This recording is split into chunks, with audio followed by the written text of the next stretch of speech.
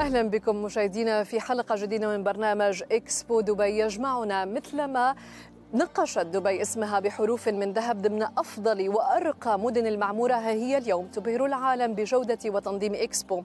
ها هي تضع بصماتها على الحدث العالمي الأضخم، مسيرة الإنجاز والتميز التي رسمت ملامح تاريخ ومستقبل وحاضر الإمارات متواصلة. نجاحات الإمارات لا تخطئها العين، هي سر الثقة العالمية التي عكسها حرص كل بلدان العالم على حجز مواقع هنا في إكسبو دبي. جولتنا في دبي اليوم ستوصلنا للجناح النمساوي صحبة السيد فيرنر باومغارتنر رئيس مجلس الأعمال النمساوي في دبي، والذي ضرب معنا موعد في إحدى مرافق دبي في الجميرة، وسيأخذنا في جولة بحرية جميلة لنصل إلى إحدى جزر العالم. ابقوا معنا. Werner, hi, good morning. Good morning, Ms. Naufer. How are you doing? How's everything? Good, good. Just call me Naufer. Oh, you speak Arabic. This is what I will learn more from you. You speak Arabic? No, I don't. But I know for sure a few words. I'm here for 24 years, so you learn a few words, the usual things. Alhamdulillah. What else? Inshallah. Inshallah. Yeah. So, where are you taking us? So we are going to go to the World Island. That's an archipelago outside of Dubai. Specifically, we go to the heart of Europe, which is very interesting for us because that's made and done by an Austrian investor, the Kleindienst Group. So you will have a wonderful trip. We go there, we have some stops. First we go to the Seahorse, then we go to Portofino, and at the end we'll end up at the Sweden Beach Palace. Werner, so looking forward to this trip. Should we start it? Let's start. Please, after you. Thank you very much. Thank you very much. Welcome, good morning. I will sit here. I will sit here. Yes.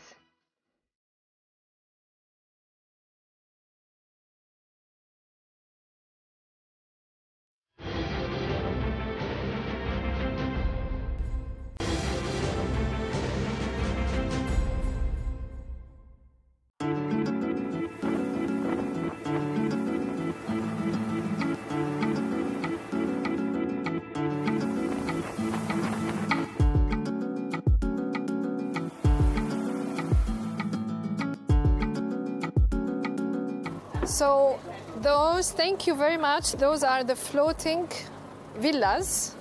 The floating seahorse, yes. Floating seahorses. How many floors do they have? This floating seahorse has 3 floors. Yeah. So you have the bedroom, which is underneath the water. So you have a perfect marine life view when you wake up. The fish is greeting you. The ocean. The ocean is greeting you. You have the corals ahead of you, in front of you. Then you have here on the ground floor a beautiful kitchen and living room. Yes. Ah, that is nice living room. Isn't that beautiful? Yes. So, Werner, when did you come? Why did you choose Dubai? Well, I came in the year 1997. So that's already 24 years ago. Oh, so quite some time. Yeah, a quarter of a century next year. Don't remind me. Yes, that's true, yeah. And I came at that time for an Austrian company, the market leader in crystals. So the company is Swarovski. Yeah. And I've been sent here to build up the local branch office, so the representation of Swarovski. Yeah, and I did this for 14 years. So I was the CEO of Swarovski Middle East for 14 years. And then you opened your own business. Then I opened my own business, exactly. Your family is here, of course. My family is here, yes. My wife came with me at that time, so I convinced her to come to Dubai. I made something like a introduction visit before we got married and said, I'm going to Dubai, so you want to join me? And so that's the place. I have to say, 24 years ago, there were nothing in Dubai. How did you convince her? What were the arguments? It was just one of the most amazing places already at that time. There was a lot of vibe, a lot of energy in the air, and you knew this will become a big and great place. When did you feel that Dubai is the place to be? You know, before I moved here, I was responsible already for Swarovski as a sales manager to visit the region. And I was always absolutely mystified and bedazzled by this place. So I always wanted to come here. So I was always eager to come to the region. So when the opportunity arose, and I said, you know what, that's fantastic. Yes, let's grab it, do it. Let's see what's going to happen. If Dubai grows, I can grow with Dubai as well. And I think that's exactly what happened for you. Absolutely. So I want to see the bedroom. They told me that the bedroom is underwater. It's underwater, it's downstairs, yes. I want to see it, and then we go for our second location. We'll do that, perfect. Thank you, let's Please. go.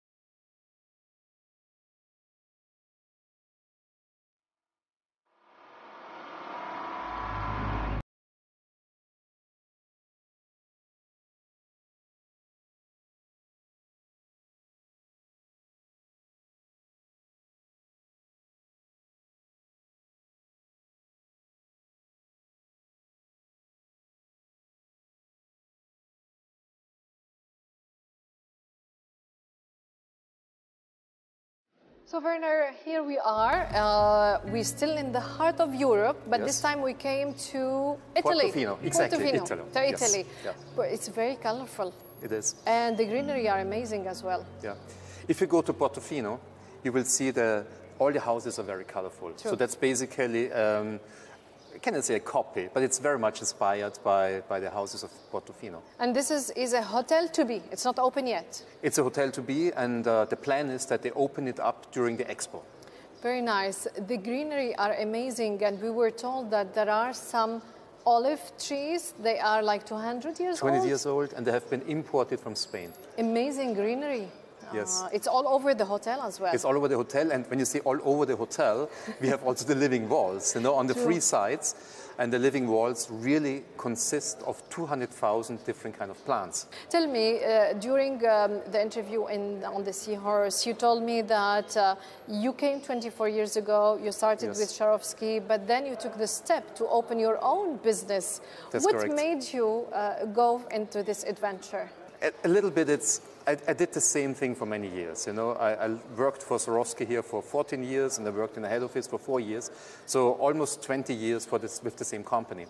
And we talked about it before. Dubai has this kind of energy, and you see people starting their own business, being very successful. So I thought to myself, I would like to do the same. Mm-hmm. And it took me quite some time. Basically, from the very first thought to doing it, to taking the step, took me more than a year. But then I started doing it. I got out of Swarovski and started my own business. I do business development for interiors and for fashion business. That's how I started. But in the meantime, I developed, and I'm now more in the healthcare business. Which is now one of the most important sectors in the world. Exactly. How about we continue this chat in our third location? That will be? This will be then Sweden, and we go to the Sweden Beach Palace. Let's go and continue this chat.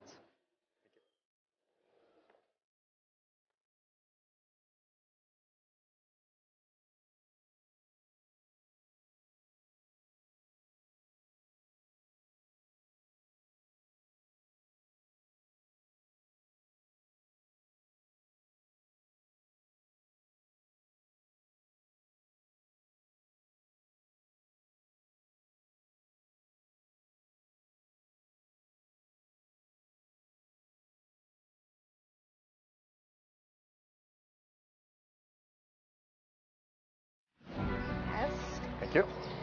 So, this is beautiful. It's like we crossed the Amazonian forest and we came here near the ocean. It's beautiful. Thank you for bringing us here. Let's finish our chat. Werner, why do you think that Dubai became a hub? What's the secret? In few decades, it became really a business hub for people from all over the world. I think there are many reasons for that. One reason is the geographical location. The other reason is that the government, the leadership here, was able to find out about this special location and to bank on it. So they really thought, how can we make use of this special location? I think first step was to establish Emirates Airlines. Emirates Airlines, I think, is an airline that we all love and we all like to use, and it's connecting us to the entire world, as to say, 6 continents. So from here you can go everywhere and anywhere. The other point is that they invested very soon in the Jebel Ali Free Zone, the logistic hub. Merchandise comes from all around the world here, is distributed from here to all the other places. And in the recent years, we have all the free zones. So the free zones started with, I think the first one of the first ones after Jebel Ali was the Internet City. And that was basically turbocharging the development of Dubai. People came, people liked it. Yeah, and I forget for sure, Burj, not the Burj Al Arab, but the Burj Al Arab. So they started to build the Burj Al Arab, and then afterwards the Palm. Those were marketing stories, those were PR stories. Landmarks, so that made it very appealing to people to come. Absolutely, yes. I mean, if you just look at the Burj Al Arab, the shape, this kind of a sail that you have over there, in combination with the Jumeirah Beach Hotel, which had a kind of a boat in front of it. And that was absolutely amazing. Then Burj Khalifa, that I think there's hardly anybody in the world who wouldn't know the shape of the Burj Khalifa if they see it, apart from the fact that it's the tallest building in the world. Then if you just drive down Sheikh Zayed Road, all those architectural icons. And the new one that's coming up, the Museum of the Future, you pass by and you can't help but just say, wow, you're mesmerized. It's absolutely astonishing. How do you find the style of life in Dubai? Is it the one that also participated in making your decision to settle up with your family here in Dubai? At that time, the lifestyle was quite different from now. Yeah. You know, at that time when I came here, I always referred to it as the Wild East. It was like a new territory, undefined land, a lot of opportunities, not too many rules and regulations at that time. So at that time, it was really, for me, the Wild East, but it was the Wild West of the East. So that was for me very appealing at that time, coming from a country like Austria, Germany, where everything is over-regulated. So here it was not over-regulated. For sure, the lifestyle changed a lot, and nowadays we would not like to miss it. Once you delved into this lifestyle, you just want to keep it. We are spoiled, right? We are spoiled, yes. Okay, that's why we cannot leave. How is raising a family here? You have two... I have 2 sons. Two yes, sons, yes. What old are they? One is 15, the other one is 18. Raising a family here is fantastic. I mean, you have everything that you can imagine. You have the beach, you have the sea, you have fantastic schools, a lot of leisure activity that you can do. For us, it was simply great. For sure, also, we have the maids. So raising small kids is quite easy. The wife can still work, I can work. So for us, bringing up a family here was really good. It's a different culture to live with a family among like 200 different communities and nationalities, and different, of course, religion. Absolutely. Among one city or one country, actually. Yeah. How is this an added value for your son growing up in here? For our sons, the added value is, as you mentioned, different kind of culture. So they're exposed to different kind of cultures, different kind of languages. They are trilingual. So with the English, German? English, German, and Spanish. In fact. Spanish. Okay, they also learned Arabic, but it's not perfect. It's not perfect yet. Exactly, it's not perfect yet. Yeah, we could improve on that. No, but I think the kids grow up here very open-minded, you know, and it helps them a lot to understand the world. Acceptance, tolerance. Exactly, acceptance and tolerance, absolutely, these kind of words, yeah. How many of Austrian lives here? The community is, how many people? Yeah. The best guess or estimate, it's approximately 2,000 households. So we don't know for sure, because not everybody is registered with the embassy, yeah. But approximately 2,000 households, which would mean about 4,000 people. 4,000 people? That is a small community. It is a small community, yeah, but we always compare it to Germany. And I think Germany has about 40,000 people here, so we are 1 to 10. Yeah. The Swiss are about 3,000 as well. Swiss here. So how is the community working together, and why do you think they come and settle here? One way of working together is basically the Austrian Business Council. So it was one of the reasons the Business Council has been set up, to help each other, to network, to support each other. We meet also at social events from time to time, things which are organized by the embassy. But usually it's more about this business council that brings the people together. The reason why people came here, I think it's very much the same as for me. Some of them have been sent by Austrian companies, by their own companies, right? Some others came here and said, it's a land of opportunity, I want to set up my own business here. So basically, we have both kind of things. Around 4,000 persons here. What are the message that this community or values this community want to share with the other communities? What are the values of Austria? The image of Austria that you wanted really to share in here? You know what, that's a very good question. I think I need to check now with the Austrian Tourism Board what they want me to say. But for me, Austrians are very, I would say, people who have a big heart, who are usually friendly and nice to each other. So I guess when you meet Austrians, then you can rely on them. I think there's a lot of loyalty. Trust, exactly, yes. I think that's pretty much what we want to portray as well. I think that's a beautiful value that you can share, and beautiful image also that you can reflect from your country here in the UAE. Really, Werner, thank you so much. We started the journey, it's like a long day, but we're still only on the first location that you chose for us, and it was really quite a nice trip. So how about we continue this chat, but in a very more formal, officey way, but not far from here. I don't want to leave for now. Not far from here, but let's go to... Let's go just inside here. Just they have inside. An office here, so we can continue over there. Let's go. Great. Yes, I don't want to leave.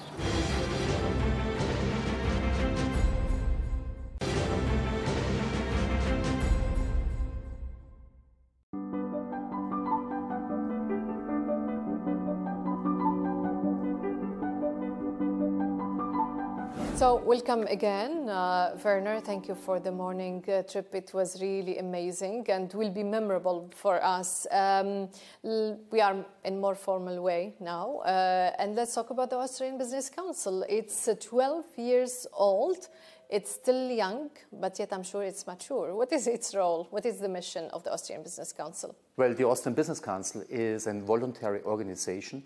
Basically, it helps through networking, mainly through networking and through the flow of information, our members to increase their business here. So, as I said, it's voluntary. The idea is that Austrians who live abroad do not necessarily have somebody who supports them. You know, when you have an Austrian company and you stay here for the Austrian company, there's the Chamber of Commerce. But when it comes to companies which have no official representation, then we come in. So we support each other, we help each other, and we support each other to grow our business here and to get to information that normally people would not be able to get. How do you mentor the new coming from Austria? Oh, when new people come in, then we try to get them immediately to the Austrian Business Council, for sure. So we invite them to our events. It's easier pre-COVID, for sure. Nowadays, we have mainly webinars. Yeah. And we also do showcase our new members through interviews. So basically, we have video interviews, and then with our weekly newsletters, we send out the interviews to our members so that the existing members get to know about the new members. How many members do you have? Currently, we have about 60 to 70, depends now a little bit on the new figures. Okay. We used to be at 120 before COVID, but now quite a lot of members, unfortunately, had to leave the country. How do you have a plan now to try to attract more members? And what is your plan also to enlarge the horizon of investment, Austrian investment in UAE? Right. And here the Expo plays a big role, because we do expect that many Austrians will visit the UAE, especially Dubai, during Expo.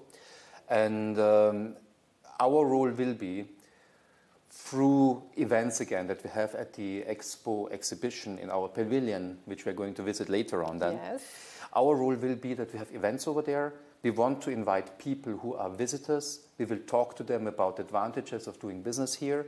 And then for sure, we give them our business card and say, and by the way, if you really intend to come here, become a member.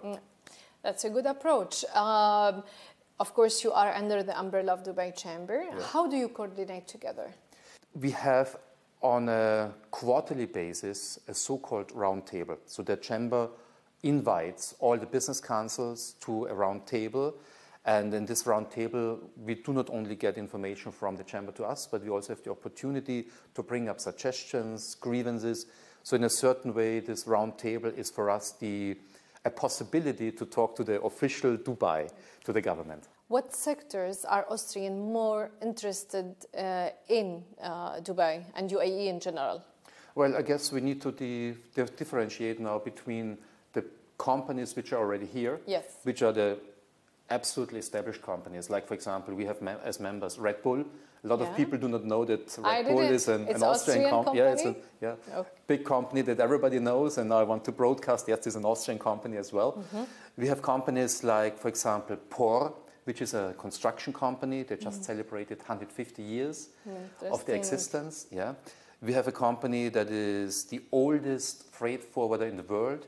They have now 500 years of existence. Of what? What is the activity? Freight forwarder. So basically they ship goods from one place to the other. Another. Yep. It's 500 years old. 500 years old, yeah. And it has a representation here. They are here for quite some time. Yeah, it's the company Weiss.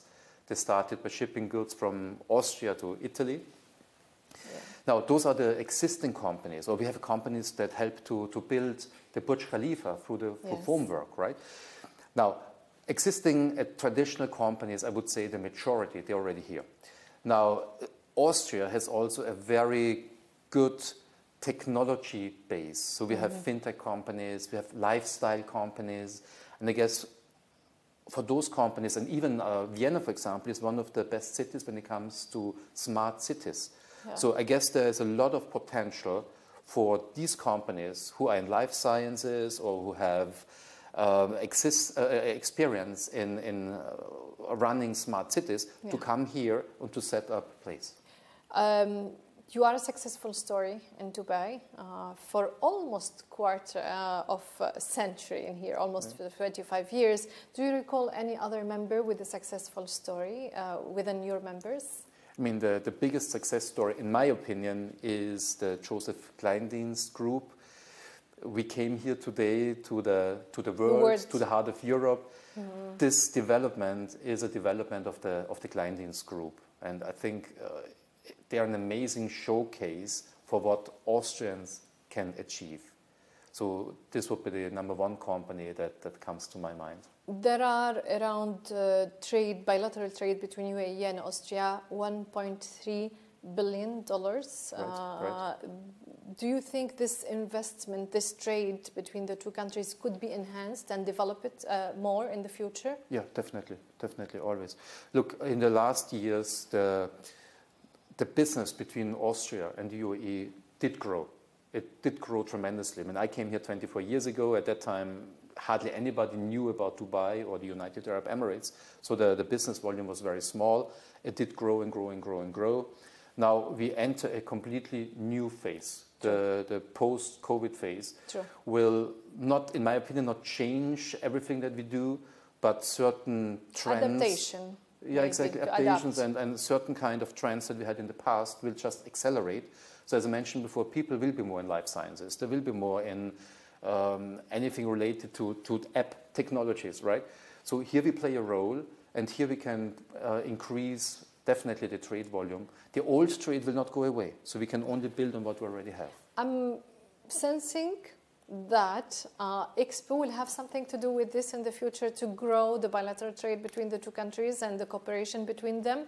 And I see the sense that is written here. Yes, Austria makes sense, and that is the slogan or the message of the Austrian Pavilion. Tell me, when is the last time that you saw the pavilion? I didn't see it so far live. No. Yes, Don't but tell I think we have a great opportunity to go there now. Yes, yes.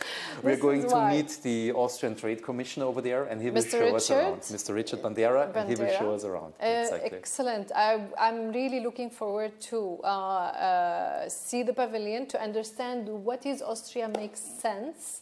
I think there are words playing with this sentence, but let's discover together. Absolutely. Let's meet in the Expo. Thank you much. Thank you.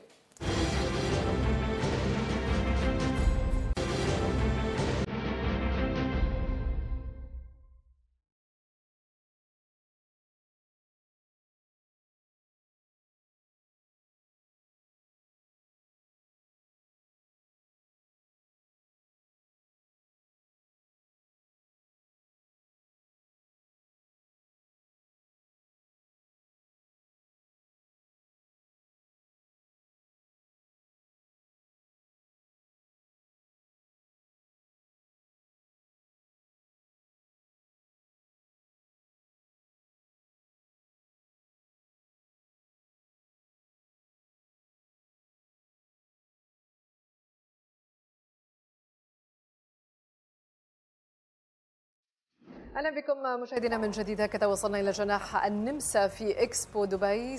Mr. Werner, thank you for bringing us here. It was a long day with you in the sea, on the island, World Island, and in your office. And we are joined by Mr. Richard Bandera, Austrian Commercial Counsellor. Thank you very much for joining us. It's a pleasure to be here. Thank you. So let me tell you, first when I came and entered the pavilion, for some reason it felt very homey and very cozy and very familiar for me. I don't know, it felt like a home or a house from the Arab world in Tunisia, for example, or even here in UAE. So does that make sense for you? Actually, you just mentioned the right word. It makes sense. Okay.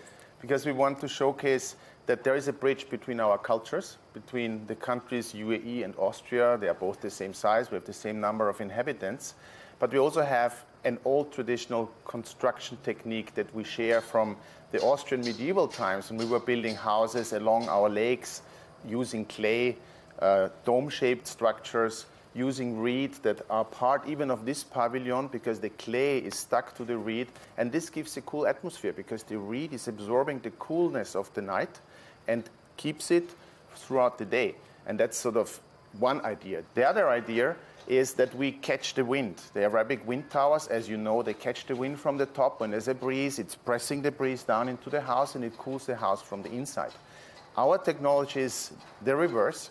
We have a draft, a breeze coming, and warm air, as we know, goes up. Yeah. And the shape of the cones is like a chimney. So basically, it generates a faster draft, and this draft in a shady building makes us cool, and that gives you this feeling of coziness. And from those clay cone, we have 38 of them here. That's correct. And they're like Lego. We put them together in pieces. Yeah. They were produced here in the UAE because they're very heavy. They were done by Emirates Precast under the design of an Austrian architect, Querkraft Architects, and built by Nüssli, a Swiss company that is supporting our pavilion.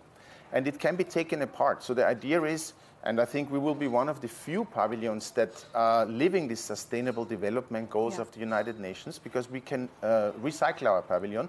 It will be taken apart and we can place it again, and we are planning 2 different locations in the region. Oh, that is nice, because you will keep the memory of the legacy, participation yes. and the legacy as well. Werner, now that we made a tour in this, what does that make you feel that your country is participating? Why it's important for you? So personally, for me, it will be the 3rd exhibition, Expo.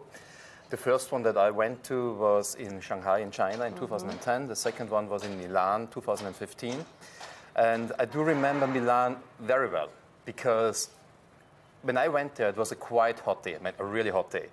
And people did flock to the Austrian Pavilion because we had a very innovative concept. We had forests everywhere. It was a forest concept. So people went there because it was quite cool. So it seems that Austria is an innovation leader, maybe in a certain way, when it comes to the expos, to cool down places without using too much electricity, or no electricity in this place at all. So I'm very proud as an Austrian that we have this kind of concept here. It seems that you are always looking how to make a cool place without AC. In other terms, you want always to see how resources can be used more thoughtfully and respectfully for the future. So sustainability actually is your main thought in the pavilion and in Austria in general. Absolutely. Werner mentioned the 2015 Milano. I think we should have met there because I went there as well to see our pavilion, not knowing you at the time yet. But the thing was, the pavilion is only using 30% of the energy that any pavilion of that size would need. We have a few rooms that need cooling because you have offices inside. You have to sit there and work all day long. That would be a bit too maybe exhausting. But when you come from the sunshine inside here in this shady, drafty atmosphere, people immediately feel like relieved. And that without energy is very nice. In Milano, we used spray mist. And we will also use the same technology inside the courtyard, where we also have the Austrian coffee house. Yes. And that will give the people, again, the same sensation without air conditioning. We'll go back to the coffee house and the Austrian coffee house. That is a very important component of Austria heritage. But my question, I'm very curious to know, it's a clay. But how come this clay preserve the cooling? What does it have different from any other clay that I found in Tunisia or in here? Behind the clay, I mentioned before, there is reed. It's a grass. It looks like bamboo, very thin bamboo. It comes from the Austrian lakes. Yeah. In these lakes, by the way, also we grow hubaras. The hubara are the birds that are being used by the Emiratis for their falcons. Only that our hubara is the elephant among hubaras. It's a very big bird. And it lives in this reed, and this reed is used, and when the pavilion was built, you could see it. It basically is hollow inside. And as you know, when you have several layers of clothing, when it's cold, for example, or even when it's hot, it reduces the sensation of temperature. And this air inside the hollowness is basically keeping the coolness of the night. Very nice. We are here in the Austrian Pavilion. We are between the Chinese Pavilion and the Swiss Pavilion in the Opportunity District. What does that mean for the Austrian Business Council in the future when Expo will open in October? As the Austrian Business Council, we do represent Austrian companies which are already here in the Middle East, or better to say in Dubai and the United Arab Emirates. So I think the opportunities for the Austrian companies which are already here are not as big when you talk about the Expo as such, but more the after effect. So we do expect in the future that the region will benefit from the Expo. And if the region benefits, then all the Austrian companies who are here do also benefit.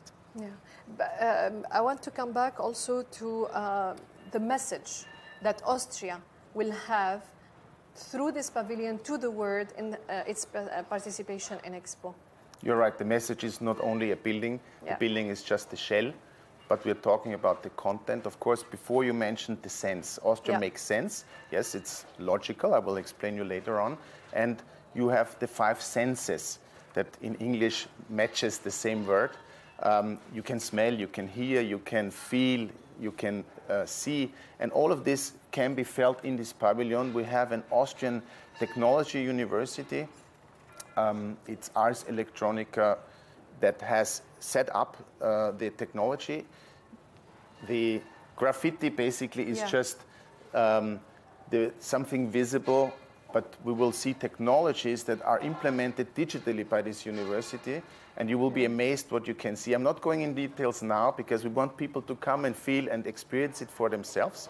That is the part of the senses of the pavilion. The other part is 50 Austrian innovations can be seen in this pavilion. We will have towers of innovation, and we will feature startups, we will feature scale-ups, bigger companies with special solutions for the world, and including the sustainability goals of the United Nations, which are very important to us. Yeah, this will create businesses, correct? Will create contact with other businesses coming from Austria or any other place in the world, right? This is your opportunity. Yes, absolutely. There's no doubt about that. What are you looking for businesses, sectors that you can be that can be brought in the future to UAE, maybe through Expo? In my personal opinion, the legacy Austrian industries, they're already here. They're established. So what we would be looking for, and as an Austrian Business Council, we would welcome if new startups having new technologies would take the opportunity to come here and to show their innovative potential that we have in Austria to the world here in Dubai. Oh, so yeah, it's technology driven also. So you are really making this combination between the modern, the new technology, the science, but as well everything that is traditional related to your country and the Arab world as well meet Eastern and Western world. That is very well thought. I think it's a very good point that you're touching on. Austria was running the first Expo in the German-speaking world 100 years ago, in 1873. Actually, 100 years before the UAE was even established. So for us, this is just normal to organize those kind of events and to participate in those events, because it's a meeting point of the world, not just of a sector. I represent Advantage Austria, that is the Austrian agency for export promotion and investment promotion and internationalization. So we help companies find their spot or get technologies. So we see this pavilion basically as a turning table where you both offer technologies, where you receive technologies from the world and pass it on back to their production sites in Austria, back to their innovative solutions they are providing in the services sector, for example. So for us, this region is as important as Austria for Europe and being between Western and former Eastern Europe. So the UAE is actually playing that same role. That's why we are so proud to be part of this legacy and to help build the country. You know, the whole world suffered from the pandemic, coronavirus pandemic. And do you think for business this will be the start of the post-coronavirus era? Yes, absolutely. We need to make a big compliment to the leadership of the United Arab Emirates. The way that they tackled the COVID situation, the way that they overcome the difficulties and the challenges that we have is absolutely exemplary. I think people who will come here will realize that. Everybody will talk about what happened during the COVID situation and how governments dealt with the situation. And I think Expo will bring the people, but the handling of the COVID situation will convince them what kind of place the UAE is, what kind of place Dubai is, how much forward-looking it is, and this makes the UAE very attractive. Maybe I can add something there. Since summer last year, it's possible, as we all know, to travel to Dubai, both as a tourist as well as a businessman. And I think UAE was one of the very few places that my organization, Advantage Austria, was using as a spot to network and to bring people to do business. We had a trade mission last December. There was Gulf Food, for example. And now we had Cybertech conference, the global Cybertech conference that was taken from Tel Aviv to Dubai. We know that at the moment it's not possible to travel to Israel due to the pandemic, but it was possible to come to Dubai. So we organized a delegation to come to Dubai and showcase our technologies, but at the same time learn from the exhibitors of other countries that came to this place. So fantastic job to Dubai, congratulations. It's connecting everybody together and definitely sharing the experiences between, and everybody is learning from everybody. Do you think that the landscape of business will change after Corona in Dubai, in the UAE, and in the region after Corona? That's a very good question. Basically, you need to have a crystal ball to look into that. I know. When we talk about the landscape as such, I think that Dubai and the region will become, as I mentioned before, very attractive for companies, for young companies, for small companies, who maybe did not even think about coming here. So my guess, my best guess, what I think is that in the future you will find many more, much more young companies coming here. The established companies are already here. Yes. Everybody's in Dubai. Everybody's here. So we cannot really attract many more of them. But what we can do is to make it very interesting for the very innovative young generation to come here, to establish the business, to make business from here with the world, from Austria, with Dubai. So yes, I guess landscape is happening, it's changing a little bit. You are betting on the SMEs and you are betting also on the young people, which is the next generation that will really take the lead in business and in many other sectors, which is a very good view. Mr. Richard. Actually, if I may add, yes, we're actually encouraging delegations to come. At the moment, my office is working on around 30 delegations that we're planning to bring to Expo. And of course, we are also taking care of them around Expo. They will see innovative companies in Dubai. They will see Austrian companies that are already working on the ground to give them their information and experience how they started their business. We will have our head of state visiting. We will have ministers coming. So we really use this platform to get people in. And they will start, whenever you come in person, you learn about the country and you feel, wow, there's something interesting. I want to meet Werner. Hopefully they want to meet me too. Yes. And we will take them on a journey in the UAE. And I think after that, they will decide, this is the great place to be. We want to set up shop here and start working in the region. And I am sure they will enjoy the Vienna coffee. But just me explain, it's a tradition coffee house in Vienna, and the United Nations listed as intangible cultural heritage. What is this coffee? I'm looking forward to try it, honestly. What is it? Well, the Viennese coffee, we don't have one Viennese coffee. There's about 100 varieties of Viennese coffee. I'm still learning myself all the names. Originally, we planned to call the coffee house Melange. Okay. It's like cappuccino in the Viennese style. Just called originally they planned to call the coffee house according to one of the 100 Austrian types of coffee that we are, but that you can find in Viennese coffee houses. The Austrian coffee and cake that we are going to be served at the coffee house is, the name of the coffee house is Austrian Delight. And of course, I think this sums it up when it comes to tasting, and tasting is one of the 5 senses that we showcase in the Austria Makes Sense pavilion. Yeah. Something that caught my eye while we are making a tour is behind me, actually. It's like the hand of Fatima, or we say in Arabic in some countries, khumsa. Do you have this as well in Austria? You know, we have a long tradition between Austria and Turkey, yes. And they do have Fatma's hand, but that's not the idea. Basically, it's you feel your heartbeat, but the heartbeat of the visitors to our pavilion will be digitally absorbed and transmitted, and you will find in the end a sand picture produced digitally through your heartbeat. So this is sort of how you transmit your own heart.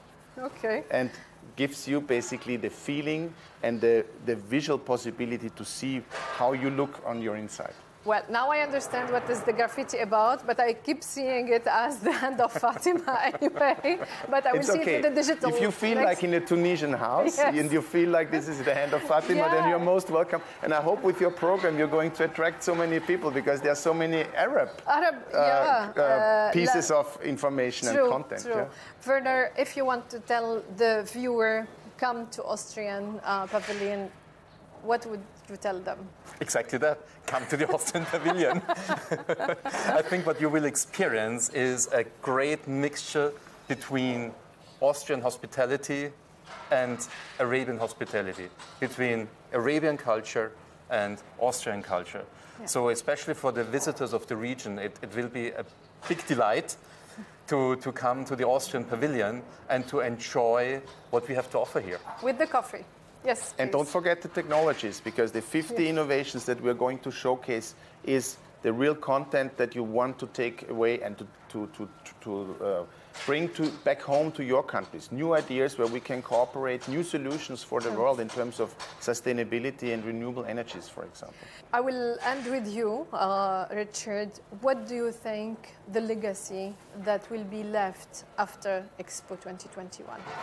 You mean the legacy of our pavilion or the legacy of Expo for the world? Expo. Well, I think those major events, they always cast a doubt. Why should we participate? Why do we put money in such a big event? In 1873, when Austria was hosting the World Exhibition, it helped Austria overcome a time where we were at war with other countries and we needed to rebuild our country. And Expo at that time was basically a way of showcasing innovations, technologies, but also bringing the world together. Countries that were maybe before at war met and started to talk and started to do business. And I think with business you can bridge so many problems that can be overcome. I'm not saying that this country or this region is at war, but if you like, with COVID, we somehow are on a global war. We are fighting a pandemic, and people are very afraid of traveling, of going somewhere, meeting other people. And I think those examples that Dubai set already with hosting other smaller events proved that it works and that it's safe to travel and that you can come back and that you can meet in larger crowds. I mean, the good thing about our pavilion, since it's open, we don't have this problem of fresh air. It's always constantly fresh air. So if you want to go to a very safe pavilion, come to the Austrian, because that's where the world meets and that's where we take you on a journey. It is very cool, even though outside it's very hot, more than 40 degrees outside. Thank you very much, Richard, and thank you for the journey, Werner. I am sure we'll come back and visit the pavilion once it's completed, once it is done. How about you make me a tour around the site and you can explain to me more about the graffitis and all the elements in the pavilion? Sure, with pleasure. Sure, let's go.